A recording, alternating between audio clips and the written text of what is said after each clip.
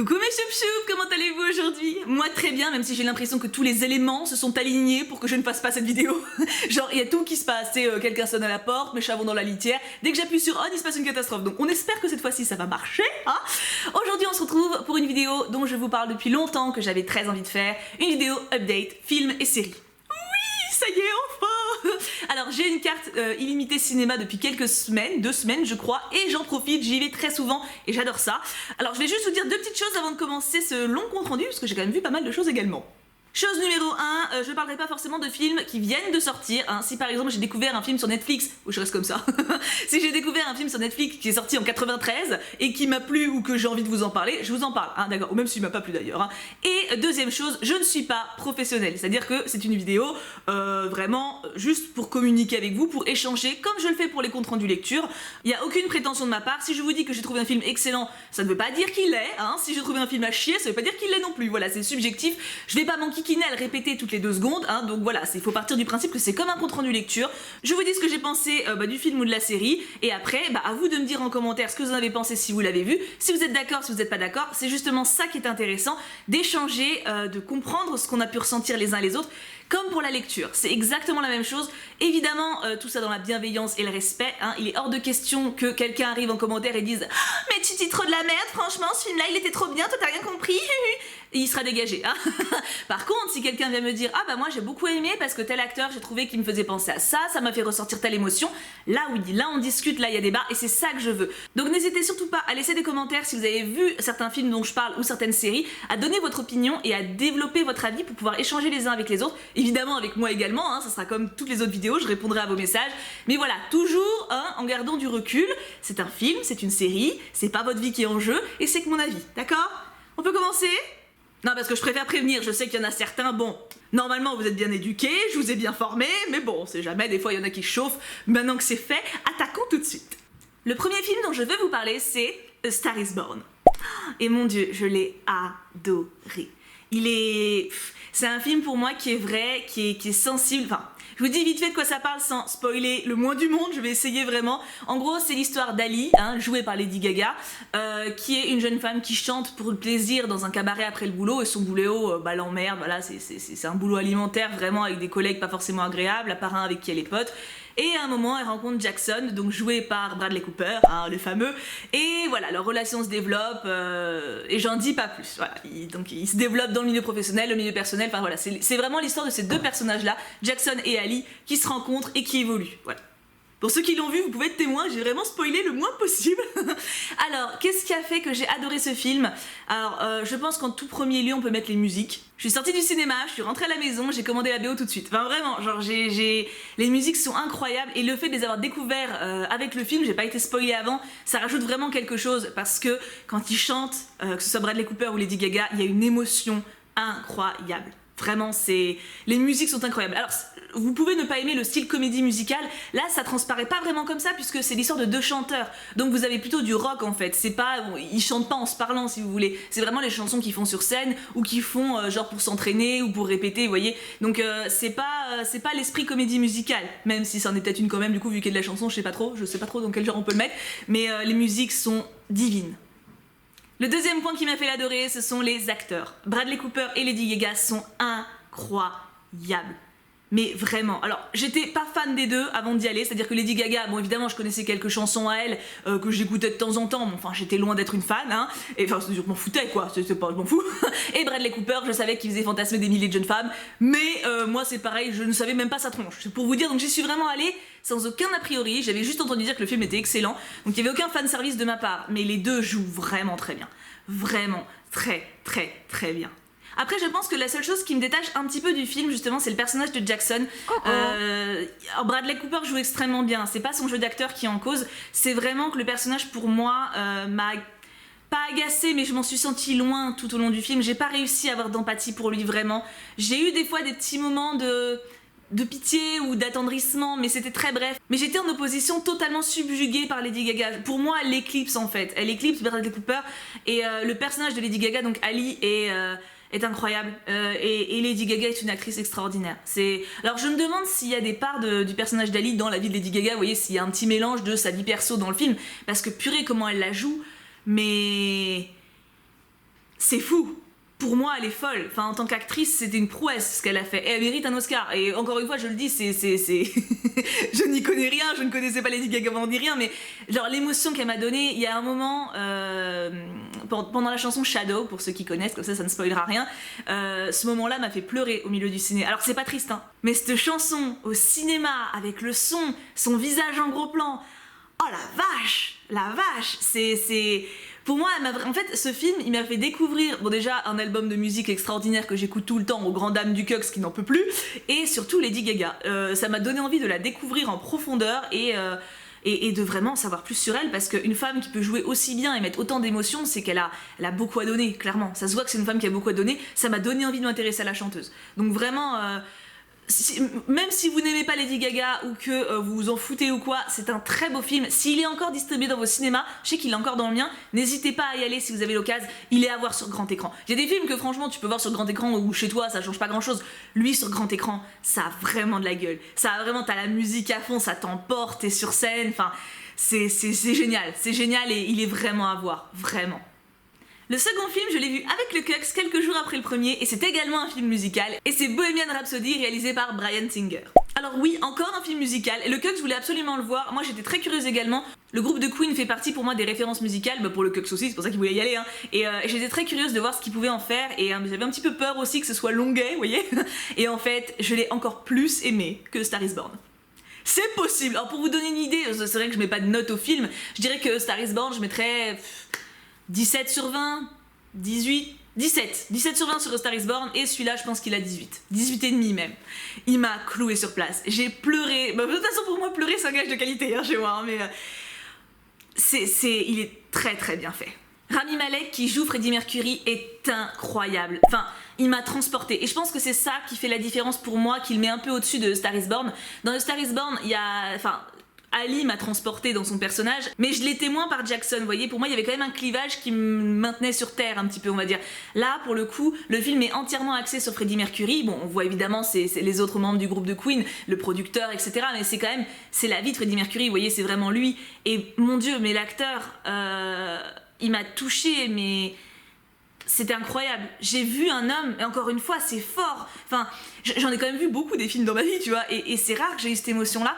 J'ai pas vu un acteur jouer, j'ai vu un homme pour moi unique, et genre on n'aurait pas pu le remplacer par un autre acteur. J'ai vraiment vu un individu en fait, c'était très fort, et les passages avec les chansons sont géniaux. Alors en fait pour les fans du groupe de Queen, c'est très intéressant aussi parce que vous voyez comment les chansons sont conçues, vous réécoutez des chefs-d'œuvre que vous connaissez déjà. Pour ceux qui ne connaissent pas, c'est génial parce que ça vous le fait découvrir, ça vous fait également découvrir l'envers du décor. Je pense que c'est vraiment un film qui s'adresse aussi bien aux fans de la première heure, aux fans de la deuxième heure et aux fans de toutes les heures confondues, que à ceux qui ne connaissent pas forcément, voire aux plus jeunes, parce que c'est une autre époque, c'est un bond dans le temps, c'est... d'autres mœurs, d'autres façons de vivre, et c'est très intéressant. Et en plus les musiques sont incroyables et méritent vraiment d'être entendues. À un moment dans le film, c'est vers la fin, on les voit à un concert dans un stade, c'est pas un spoil, un concert dans Queen, je pense que ça va, et dans le film en fait on assiste je crois à plusieurs minutes, 10 minutes je dirais du concert, et c'est un concert immense retransmis mondialement, il y a des milliers et des milliers de personnes dans le public, et on est dans ce concert quoi. C'est filmé de telle façon que on est à la fois avec eux sur scène, à la fois avec le public. On sent que les gens sont en transe, on sent la folie qu'il y a, l'énergie. C'est tellement vivant. Ça donnait l'impression d'y être. Franchement, le concert c'est fini. Genre, il y a des gens qui ont failli applaudir tellement on croyait que c'était... Enfin, on y était, quoi. C'était... Ah non, ce film... Moi, je le mets au-dessus parce que... bon, l'histoire du groupe m'intéresse, mais c'est pas pour ça. C'est vraiment la performance de l'acteur qui joue Freddie Mercury qui m'a bluffé et humainement beaucoup touchée, en fait. Je trouve que... ça sonne juste, on voit le côté star, le côté descente aux enfers d'un homme qui sait pas gérer sa solitude, d'un homme très seul, tellement seul. C'est beau, c'est vrai, c'est juste, et j'ai adoré ce film. Vraiment, et encore une fois, Queen, c'est-à-dire que c'est un groupe qu'évidemment je connais de référence, Kim l'adore, je vous l'ai dit, mais on va dire que moi je connais 3-4 chansons les plus connues, je connais pas leur album complet, bon peut-être 4-5 quand même, 3-4 c'est peu. Vous voyez ce que je veux dire, genre je connais pas non plus tout leur CD, toutes leurs chansons, toutes leurs œuvres. Pour moi c'était un groupe de référence, mais voilà, plus pour certains titres que pour leur œuvre en entier. Et là ça m'a permis de mieux appréhender Bah déjà le personnage de Freddie Mercury et en même temps, oui je dis le personnage en parlant du vrai mec, oui parce que c'est un personnage, et en même temps l'histoire du groupe en entier et j'ai trouvé ça très beau et je vous le conseille à tous. Je vous dis même si vous connaissez pas le groupe, je pense que vous passerez quand même un bon moment parce que ça vous le fait découvrir et ça vous fait comprendre pourquoi il a aussi bien marché. Donc gros coup de cœur et ouais je mettrais, allez on va dire les notes, on va dire ouais un bon 18,5 pour celui-là parce que Rami Malek, clairement. Numéro 3, un Disney. Oui. Je suis allée voir Jean-Christophe et Winnie, réalisé par Mark Foster. Et bah c'était pas le même enthousiasme à la sortie du film. Non, c'était pas pareil. Alors, comment dire? Pour moi c'était pas bon, voilà. Non mais ça m'a fait mal au cœur aussi, hein. J'avais envie d'aimer, mais pour vous dire, pour moi le truc le moins niais de ce film, c'est Winnie et ses potes. C'est vous dire le reste. Non, parce qu'en fait, j'ai l'impression... comment développer? Alors déjà, l'histoire, parce que c'est vrai que moi je débarque comme ça, j'explique que dalle. En gros, c'est Jean-Christophe, joué par Ewan McGregor, hein, Moulin Rouge, oh là là. Et puis Star Wars aussi, accessoirement, voilà, le grand de grand. Donc Jean-Christophe a grandi, c'est devenu un adulte assez cul, il faut bien le dire, hein. Il a une petite fille, mais il la fait travailler tout le temps. Sa femme, il s'en occupe pas, il a beaucoup de travail. Enfin voilà, le cliché, on va dire, de l'homme qui travaille et qui délaisse sa famille, qui en soi ne me dérange pas, c'est important d'en parler. Maintenant, j'ai trouvé qu'il y avait énormément de choses maladroites, mal amenées et vraiment trop grossières. J'ai l'impression qu'en fait, ils ont donné aucune subtilité à leur personnage parce que c'est pour les gosses et que de toute façon, balèque. Et je trouve ça vraiment dommage en fait. J'ai plusieurs exemples à vous donner. Alors, il y a des risques de spoil pour ce film, mais en même temps, c'est bon. Comme je vous dis, c'est Disney, c'est Jean-Christophe, c'est vraiment téléphoné. Je vais pas vous spoiler grand-chose, hein, mais je vais essayer de faire gaffe. Mais bon, en tout cas, par exemple, pour vous donner une idée, tout au début, donc au début du film, hein, la femme de Jean-Christophe et sa petite fille, elles veulent aller à la campagne pour le week-end. Parce que, oh là là, la petite fille, elle travaille tous les jours, elle s'amuse jamais, donc elles vont à la campagne. Bon, Jean-Christophe, il a trop de travail et il peut pas y aller. Et en fait le problème c'est qu'il a trop de travail, c'est vrai, mais c'est pas pour son kiff en fait. Il s'est pas mis en mode berserk, je travaille non-stop, ma famille n'existe pas. Non, s'il doit rester pour le week-end, c'est parce que son patron est un sombre enfoiré et qui veut virer la moitié de l'équipe et il y a que Jean-Christophe qui peut l'empêcher. Donc en fait lui, il est obligé de faire des plans genre d'économie et tout, de budget, pour faire garder leur emploi à ses collègues. Sa femme lui fait la gueule. Alors, elle dit bien, oui, oh, c'est tout le temps la même chose. Mais je suis désolée, je suis du côté de Jean-Christophe, parce que je doute pas qu'un week-end à la campagne c'est sympa, hein, mais enfin là en l'occurrence, on nous présente un mec qui se sacrifie pour essayer d'aider ses collègues. Pour moi c'est un mec sympa, il fait de son mieux. Alors ok oui, sur le coup il délaisse sa famille, mais c'est pas du tout parlant que le mec est un bourreau du travail et que c'est un égoïste.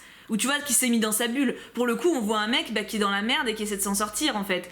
Pour que ce soit pertinent, ils auraient dû nous montrer d'autres exemples par le passé et nous montrer que c'était vraiment récurrent. C'était pas très compliqué, je pense, en plus à faire. Voilà. Je fais ma meuf, j'ai jamais fait de film, mais tu vois ce que je veux dire, genre, tu fais plusieurs petites ellipses, tu vois un calendrier qui tourne et ce week-end on y va, papa? Non, je peux pas, je travaille, bim, une page de calendrier, et ce week-end? Non plus, tu vois, enfin, un truc pour qu'on comprenne, pour qu'on visualise que vraiment le mec, à chaque fois, il remet.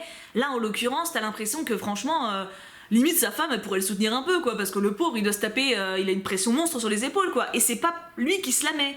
C'est pas de son fait en fait, c'est vraiment son patron. Donc déjà pour moi le climax de départ il partait mal. C'était en mode ok le mec il taffe mais il a pas le choix en fait. C'est à dire que s'il part en week-end ses collègues dégagent, donc oui il va bosser mais même moi j'ai envie de dire mais oui bosse n'y va pas tant pis.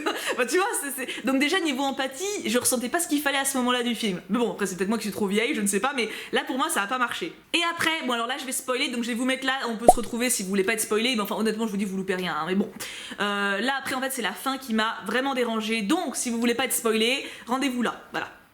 Alors la fin du film, si vous êtes là c'est que ou vous l'avez vu ou vous en foutez, hein. Alors en fait Jean-Christophe a perdu ses papiers super importants pour la réunion et sa fille essaie de lui ramener à temps avec les peluches Winnie et tout et quanti là, et puis en fait ils perdent les feuilles, c'est ballot, il y a un coup de vent, tout s'envole et tout, et le papa il réalise un truc, il dit ah j'ai la solution, c'est pas grave. Donc il arrive à fond de balle dans la réunion, tout le monde est en train de faire ses affaires pour se barrer, ses collègues sont tous en mode faire leur valise, et puis il arrive, il fait j'ai la solution au problème. Et alors le patron, enfin le big boss de la boîte, parce que alors, je vous ai pas dit mais c'est une boîte qui fabrique des valises, hein, donc et effectivement c'est l'après-guerre, donc les gens partent moins en vacances. C'est un fait effectivement, vous avez pas de thunes quoi. Et donc le mec rentre, il fait j'ai ma solution. Et le patron il fait ah oui c'est quoi votre solution? C'est quoi la solution? Et ben la solution de Jean-Christophe c'est, la boîte est en faillite, hein, je rappelle, c'est de donner des congés payés à tous les employés, comme ça ils partiront en vacances et ils achèteront des valises. Alors je suis pas une flèche en économie, hein, mais Le prix d'une valise face au prix d'un congé payé pour une personne pour une boîte en déficit. Je pense pas que ça se vaille. J'ai trouvé ça d'une bêtise. Et le patron, il est comment? Il fait ah bah oui, ah bah c'est une bonne idée. À quel moment? Et genre, y a pas d'explication. Enfin, c'est vraiment genre, il nous faut une fin heureuse, démerde-toi avec sa public, quoi. Mais c'est pas crédible une seconde. Alors moi ce que j'ai pensé après, parce que j'ai réfléchi quand même, je me suis dit, effectivement, peut-être que c'est l'idée que si ce gros patron adhère au congé payé, les autres boîtes influentes adhéreront également, et du coup, tout le monde aura des congés payés, donc il y aura également les salariés des autres boîtes qui achèteront des valises. Mais pour une boîte en déficit, vous voyez ce que je veux dire? Genre, même si c'est ça, parce que c'est pas dit, mais même si c'est ça, imaginons, ça ne tient pas la route. Aucun moment dans la vraie vie, un patron il va te dire mais oui, je suis en déficit, mais je vais donner les congés payés à mes employés, comme ça ils partiront en vacances. Alors qu'ils voulaient les virer 3 secondes avant. Film, tu nous prendrais pas pour des abrutis quand même. Et attends, parce que c'est pas fini. Et après, donc Jean-Christophe il part en vacances du coup avec sa femme et sa fille à la campagne, et ils vont dans la forêt des rêves bleus, ils font un pique-nique avec Winnie, Bourriquet, Porcinet et toute la bande, voilà. Donc en fait, il y a pas du tout que Jean-Christophe qui peut y aller, il y a sa femme et sa fille, et je suppose les 50 générations qui suivront.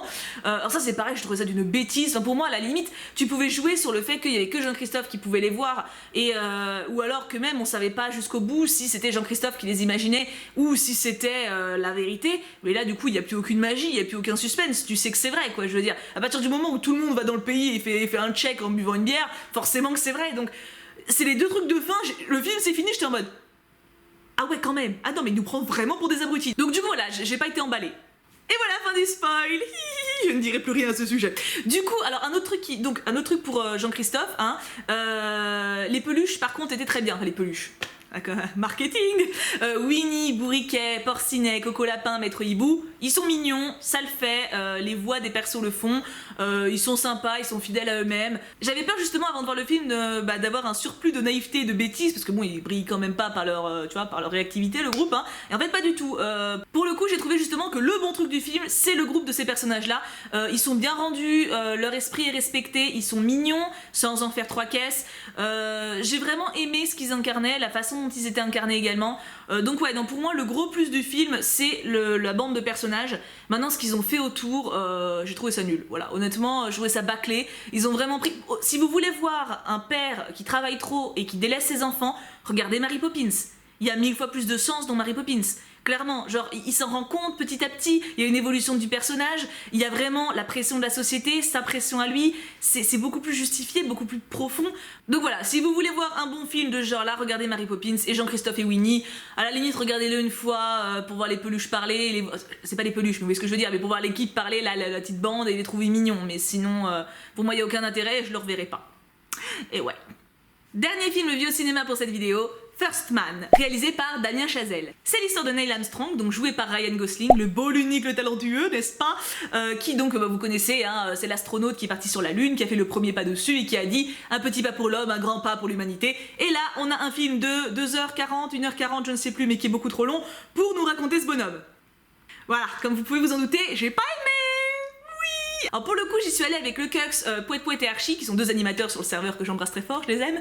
Et pour le coup les ressentis étaient très différents à la fin du film. C'est-à-dire que moi et Pouet Pouet on a été totalement passés à côté, on n'a pas aimé. Le Cux et Archie ils ont beaucoup aimé.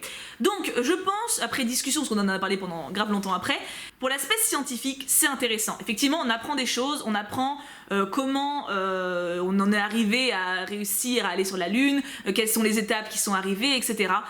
Par contre, moi, comme je suis plus dans le rapport humain quand je regarde un film, je suis totalement passée à côté. Alors, je ne sais pas si c'est Ryan Gosling qui ne me convient pas. Non, mon Dieu, qu'est-ce qu'elle a dit? Je suis désolée, en fait, j'ai réfléchi, mais dans La La Land, c'est pareil. Bon, je fais un comeback, mais La La Land, c'est un film que j'ai adoré de ouf, mais le personnage de Ryan Gosling m'a pas plu du tout. Et je savais pas si c'était le jeu de Ryan Gosling qui le rendait comme ça, ou si c'était l'écriture. Parce qu'il a une mimique assez froide, assez moqueuse, souvent que moi me... Et du coup, je savais pas, voilà, si c'était ça. Et là, en fait, j'ai eu les mêmes problèmes avec Neil Armstrong.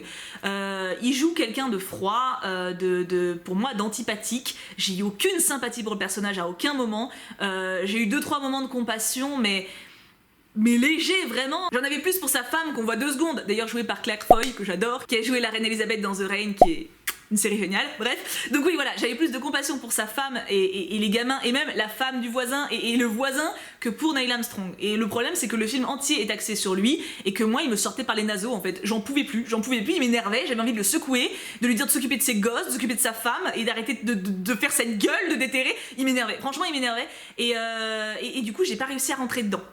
Après, c'est aussi, voilà, c'est ma façon d'appréhender les films, hein. C'est-à-dire que moi, j'ai beaucoup d'empathie quand je regarde un film. C'est comme quand je lis un livre ou quand je regarde une série ou quoi.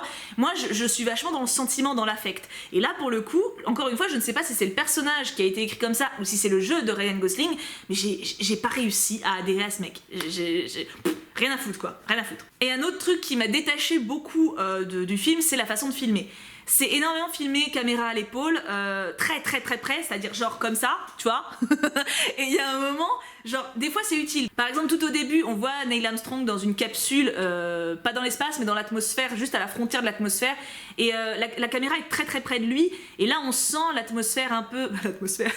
on sent l'ambiance un peu étouffante, un peu oppressante. Dans ces cas-là, c'est justifié et je comprends l'utilité, tu vois, d'être vraiment près, que la caméra bouge très vite. Mais c'est ça tout le film, à part des moments où ils sont dans une vie sociale, on va dire, quand ils ont une soirée, des trucs comme ça avec des amis, là t'as une caméra normale, sur pied je suppose, mais par contre c'est tout le temps filmé à l'épaule, sinon on zoom extra, genre tu vois toutes les pores dilatés, les petits poils et tout, et ça sert à rien, les 3/4 du temps ça sert à rien, à part te foutre mal à la tête. Au cinéma c'était relou, et ça pour le coup, même le Cux et Archie, donc qui ont aimé le film, hein, donc qui sont plus dans la team qui l'aiment bien, les deux n'ont pas apprécié non plus parce que ça ne sert pas le propos. Franchement, pour vous dire, je crois que c'était vers les 2/3 du film, j'avais envie de partir de la salle. J'étais saoulée, genre c'était long et j'ai vraiment pas réussi à adhérer. Après, encore une fois, c'est mon avis qui suis très dans l'affect et qui ne suis pas spécialement passionnée par tout ce qui est spatial. Je trouve ça très intéressant quand Kim m'explique quelque chose, ça m'intéresse énormément, je lui pose plein de questions, mais voir un film documentaire là-dessus, si les personnages pour moi justement ne m'apportent rien niveau émotion, ça va me laisser dehors. Et là ça m'a complètement laissé dehors en fait. Et en plus ça m'a soulevé des questions que j'ai dû poser à Kim, parce que Kim est quand même très versé là-dedans, enfin il adore vraiment ça et tout, donc j'ai dû poser ces questions à Kim à la fin du film parce que le film ne m'a pas répondu. Donc tu vois, genre je pense qu'il y a quelque chose d'incomplet pour moi dans ce film là. Et même au final, après discussion, le Cux, il était d'accord, il m'a rejoint sur certains points. Lui, il a aimé parce qu'il aime tout ce qui est spatial et ça, le sujet l'intéresse. Mais il a trouvé beaucoup de maladresse également. Et donc voilà, il n'y a pas d'unanimité au final, mais moi, je suis passée complètement à côté et du coup, je peux pas vous le conseiller. Hein. C'est vrai que ça l'a pas fait pour moi. J'ai dû tourner la caméra parce que j'ai plus de lumière du jour quasiment. Je suis en train de lorgner les derniers rayons de soleil et j'ai pété ma lumière artificielle. Donc du coup, faut vraiment que je finisse vite.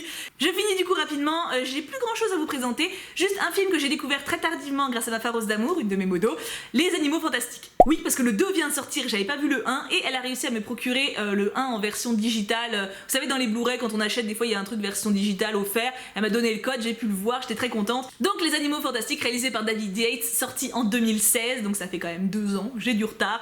Je l'ai beaucoup aimé, surtout pour Eddie Redmayne, donc qui joue Norbert Dargono, qui est très touchant, très mignon, à fond dans le personnage. J'avais déjà découvert cet acteur dans Les Misérables, la version comédie musicale où il jouait Marius, et il m'avait beaucoup impressionné parce qu'il avait réussi à mettre beaucoup d'émotions dans le personnage, à chanter très très bien. Je vous conseille ce film d'ailleurs, si vous n'avez pas vu Les Misérables, regardez-le, hein, c'est une très belle adaptation. Et du coup oui, Les Animaux Fantastiques, j'ai vraiment apprécié. J'ai eu un petit peu peur au début parce que Norbert rencontre rapidement une meuf relou et coincée du cucu avec un chapeau sur la tête qui a une espèce de tache de mayonnaise sur la lèvre qui reste pendant 3 plombes, et je me suis dit ce personnage il va rester longtemps et il va m'énerver, et en fait elle progresse bien dans l'histoire, donc ça va, au final je l'aime bien. Bon, c'est pas ma préférée mais ça passe. Le gros plus pour moi donc c'est l'acteur qui joue Norbert et toutes les créatures. C'est un truc de ouf, ils ont fait un vrai bestiaire de l'univers et ça me fait pas penser à Harry Potter en fait. Bon, il y a un moment où on parle de Dumbledore, donc forcément tu fais le lien, mais sinon à part ça, en fait, j'ai eu l'impression de voir un film, un autre film en fait, pas tiré spécialement de la licence, enfin c'est vraiment différent. Évidemment, il y a des choses qui t'y font penser, la façon dont il transplane, certains sorts, la baguette magique, d'un moment tu vois une pancine, enfin, t'as des trucs, t'as des clins d'œil en fait, évidemment, tu tiques que c'est le même univers, mais c'est pas si évident. Je pense que quelqu'un qui est pas fan à fond de l'univers d'Harry Potter peut totalement ne pas comprendre que c'est la suite ou ne pas capter que c'est la suite et quand même passer un très bon moment parce que t'es bien immergé quand même dans le truc, enfin, ça paraît fluide je trouve. Moi je trouvais ça très sympa et du coup j'ai hâte de voir le 2, voilà. Alors par contre, bon, il y a quand même pas de quoi s'évanouir quoi, hein. C'est-à-dire que maintenant maintenant j'ai envie d'avoir un nifleur à la maison, mais je veux dire à part ça, à part le bestiaire et tout, et la performance donc de Norbert, bon le film est pas ouf, certains acteurs traînent quand même pas mal la patte. Voilà, c'est pas... Moi j'ai plus aimé le petit couple qui sort à côté, voilà. Je spoil pas au cas où s'il y en a qui l'ont pas vu, mais voilà, eux je les ai bien aimés. La meuf au chapeau, je m'en fous un peu, et les autres persos, useless. Franchement, Norbert sauve tout. Pour moi, Norbert porte le film, en même temps c'est l'acteur principal, je viens de dire. Mais Harry Potter, c'est l'acteur principal des films Harry Potter, et pour moi il porte pas le film, donc comme quoi ça dépend. Et je finis cette vidéo qui est déjà 1000 fois trop longue, en même temps ça m'apprendra, du coup je sais qu'il faudra que je fasse cette vidéo la prochaine fois avec moins de films, parce que je parle quand même beaucoup. Du coup je finis donc avec 2 séries que j'ai vues, pas forcément en entier. J'ai vu la saison 2 de Anne with Annie sur Netflix, qui est une série que j'aime beaucoup. Ça parle d'une jeune fille orpheline qui se fait recueillir par un frère et sa sœur qui sont assez âgés. Ça me touche beaucoup parce que moi à chaque fois la mamie, enfin la femme me fait penser à ma grand-mère en fait, donc à chaque fois ça m'émeut, tu vois, elle est toute mignonne et tout, assez réservée, assez revêche, en même temps elle a vachement de cœur. Et ensuite donc Anne qui évolue dans ce village, qui a des rêves de grandeur, qui est très lyrique, elle sort des grandes phrases, elle s'extasie devant tout, et c'est très marrant parce que la première saison ça m'agaçait honnêtement, parce que genre elle est tout le temps en train de faire « Oh, n'est-ce pas divin? Oh, je suis tant exaltée à l'idée de pouvoir... » Voilà, vous voyez, c'est mignon 2 minutes, au bout d'un moment c'est relou quoi, et en fait... elle mûrit dans cette seconde saison et ça la rend beaucoup plus touchante. Elle garde ce côté exalté, pleine de vie, pleine d'amour, mais en même temps elle grandit et je l'ai énormément aimée. Je l'ai adorée en fait, et j'ai pleuré. Bon après j'ai pleuré, mais j'étais dans une phase chelou, donc j'ai pleuré 4-5 fois pendant cette saison, mais j'ai vraiment passé un super moment. Et si vous connaissez pas cette série, je vous conseille d'essayer. C'est pas sûr que vous adhériez parce que je vous dis son côté lyrique est assez relou quand même, parce que c'est le personnage principal donc on la voit à la masse, hein. Mais elle a beaucoup à donner, et je pense que comme pour le personnage en fait, ça vaut le coup de s'attacher et de faire confiance, parce que la seconde saison elle est beaucoup plus adulte et elle parle de plein de sujets, d'homosexualité également, pour l'époque en plus, ce qui est très fort. Ouais, elle grandit et c'est la série comme la petite fille grandit et c'est super agréable. Et je suis amoureuse de Gilbert, même s'il a 17 ans que j'en ai 29, j'assume. Et enfin, et après je vous laisse, j'ai commencé la série Sabrina sur Netflix. J'ai regardé les 5 premiers épisodes, j'adore de ouf. C'est macabre, c'est sombre, c'est glauque, c'est à la fois drôle et sensible, enfin c'est la perfection, mais j'ai fait des cauchemars en fait. Et depuis que j'ai rêvé que je poignardais un mec, enfin que je foutais un couteau à huître dans le front, j'ai arrêté de regarder avant de dormir, et du coup j'ai peur de regarder même en journée. Donc du coup, pourtant ça fait pas peur en tant que tel, mais je sais pas, l'ambiance et tout, c'est vachement angoissant, et du coup j'ose pas y retourner. Alors c'est ballot parce qu'il y a que 10 épisodes, hein, donc ça va vite, mais j'ai adoré, c'est trop bien fait, c'est trop bien fait. Et d'ailleurs j'en profite pour dire que j'admire énormément Netflix parce qu'ils ont une façon de traiter tout ce qui est homosexualité, transsexualité de manière très naturelle. Ça fait pas du tout forcé, il n'y a pas de coming out de ouf, c'est juste naturel en fait dans leur série. Il y a souvent 1 ou 2 personnages homosexuels, bisexuels, et le fait je trouve de justement ne pas en faire 3 caisses et que ce soit totalement normal dans le paysage, je trouve que c'est simplement la meilleure chose à faire, et je suis très admirative de ce qu'ils ont fait parce que pour moi ils ont plus fait pour la cause homosexuelle, LGBT, tout ce que vous voulez, que n'importe qui au monde en fait. C'est normal dans les mœurs maintenant grâce à eux, et je trouve ça génial. Enfin voilà, c'était juste un aparté, mais je tenais à le dire parce que je suis très admirative de ça, parce que il y a certains, les grands studios et tout, ils ont un peu de mal à se lancer avec ça. Même Disney, ils ont commencé à faire un petit clin d'œil genre à la fin du film de La Belle et la Bête, mais enfin c'est très léger. Netflix, ils ont montré que c'était bon, ça passait, et que ça créait en plus énormément d'admiration et de fans. Donc bravo à eux, et j'adore ce service et je suis très contente d'être abonnée. Et c'est pas un placement de produit, je le dis tout de suite, hein, c'est juste mon cœur qui parle. Et voilà! Alors je ne sais pas du tout combien de temps va durer cette vidéo, je suis désolée, en plus il y a une lumière pourrie, mais alors là je suis limite dans le noir, hein, donc la lumière est vraiment nulle, je suis désolée, faut vraiment que je rachète des trucs là, mais j'attends Black Friday. Bah attends, tant qu'à faire, hein. Du coup j'espère que cette vidéo vous a plu, n'hésitez pas à me dire ce que vous en avez pensé, si vous pensez qu'il faut que je parle moins, mais ça je pense que ça va être difficile, hein. Ou si vous avez des idées pour améliorer le concept, y a pas de problème. Moi après je pense pas faire plus compliqué que ça, simplement vous parler cœur ouvert comme je le fais avec les bouquins quoi. The same thing. Je suis bilingual. Du coup j'ai hâte de lire vos commentaires pour savoir ce que vous avez vu comme film dernièrement, ce que vous en avez pensé, si vous en avez à me conseiller, et bien sûr ce que vous avez pensé des films dont moi j'ai parlé. Si par exemple vous avez vu First Man et que vous avez adoré de ouf, n'hésitez pas à défendre le film, ou au contraire si vous avez pensé comme moi, à dire que effectivement Ryan Gosling il fait un petit peu la gueule. Du coup voilà, j'ai vraiment hâte de vous lire par rapport à ce sujet là. C'est vrai que c'est un thème que j'adore en fait, le cinéma, et on n'avait jamais l'occasion d'échanger sur ce thème là. Maintenant c'est chose faite, donc j'ai vraiment hâte de savoir ce que vous pensez de tout ça. Je vous aime très fort, on se retrouve très vite pour une prochaine vidéo ou un live, vous n'avez bien sûr. Passez une très bonne journée, et bien sûr on n'oublie pas, Pouka pouka pouka.